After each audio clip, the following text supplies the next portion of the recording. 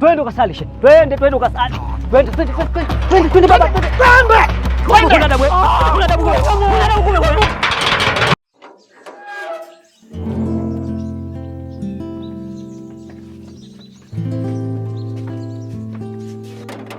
Hai, mke wangu vipi? Naona kigurupu. Wapi tena? Hii safari ya mjini kwenda kutafuta nguo mpya. Mume wangu tunajiandaa. Hivi kuna habari?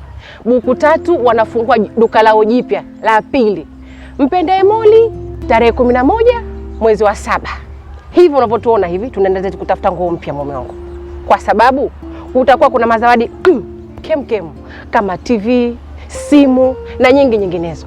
Hasa wale ambao watakuwa wanapakua app ya Buku Tatu Store.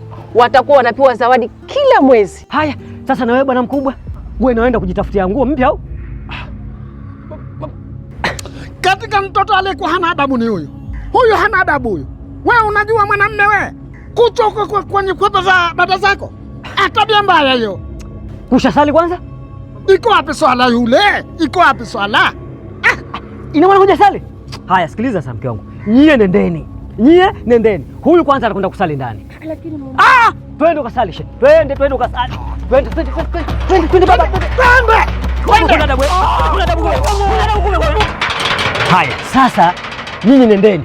Na mimi mnichukulie japo kanzu moja kwa sababu tarehe 11 mwezi wa 7 Jumamosi hii Simpende Mall tutakuwa pamoja.